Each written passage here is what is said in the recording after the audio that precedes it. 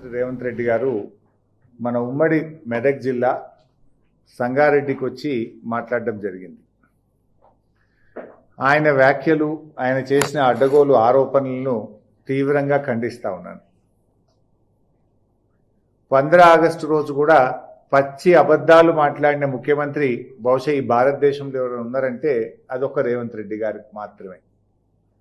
జనరల్గా 15 ఆగస్టు అంటే రాష్ట్ర అభివృద్ధి, దేశ అభివృద్ధి, స్వాతంత్ర సమరయోధుల గురించి, గాంధీజీ గారి గురించి, సర్దార్ వల్లభాయ్ పటేల్ గారి గురించి, నెహ్రూ గారి గురించి, ఆ పోరాట యోధుల గురించి తలుచుకుంటాం.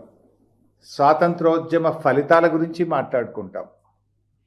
ఏ ప్రధానమంత్రి అయినా, ఏ ముఖ్యమంత్రి అయినా కూడా దేశ అభివృద్ధి, దేశ సమగ్రత, రాష్ట్ర అభివృద్ధి, రాష్ట్ర ప్రజలకు అందిస్తున్న అభివృద్ధి సంక్షేమ కార్యక్రమాల గురించి ఏ ముఖ్యమంత్రి అయినా మాట్లాడతారు. కానీ ఈ రేవంత్ రెడ్డి గారు స్వాతంత్ర ఉద్యమం రోజు, స్వాతంత్ర దినోత్సవం రోజు కూడా చిల్లరగా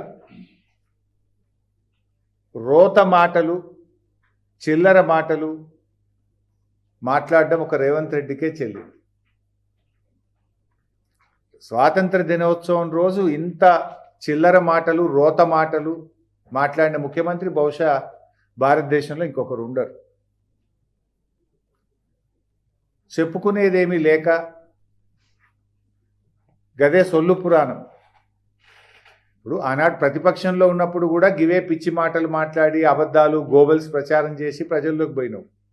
ముఖ్యమంత్రి అయిన 3 ఏళ్ల తర్వాత కూడా గవే చిల్లర మాటలు, గోబల్స్ ప్రచారం. ఇవాళ నువ్వు ఏం మాట్లాడినావు సంగారెడ్డిలా? ఇన్ఫ్యాక్ట్ ఆయన ఇలా ముఖ్యమంత్రి ఆయన ఉపన్యాసము 4 గంటల 20 నిమిషాలకు ప్రారంభించాడు. కాంగ్రెస్ పార్టీ మేనిఫెస్టోలో 420 హామీలు, రేవంత్ రెడ్డి ప్రసంగంలో 420 అబద్ధాలు. 420కి ప్రసంగాన్ని స్టార్ట్ చేసిండు, అన్ని 420 మాటలే, 420 మాటలు మాట్లాడిండు. ఆనాడేమో 420 హామీలు, ఇవాళ 4 గంటల 20 నిమిషాలకు ప్రసంగాన్ని ప్రారంభించిండు, అన్ని 420 మాటలు మాట్లాడిండు.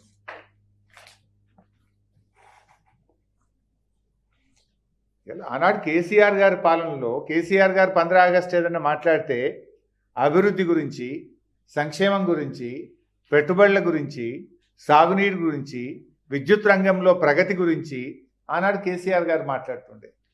కానీ రేవంత్ రెడ్డి గారు మాట్లాడితే అన్ని అబద్ధాలు, అరాచకాలు, సొల్లు మాటలు, రోత మాటలు, చిల్లర మాటలు. ఒక్కటన్నా ప్రజల గురించో, జిల్లా గురించో, రాష్ట్రం గురించో, అభివృద్ధి గురించో మాట్లాడినావా? ఇన్ఫ్యాక్ట్ ఈ స్వాతంత్ర దినోత్సవం రోజు ఇలాంటి మాటలు మాట్లాడడానికి నేను చింతిస్తూ ఉన్నా. రేవంత్ రెడ్డి మాట్లాడింది కనుక తప్పనిసరి పరిస్థితుల్లో నేను మాట్లాడుతున్నాను.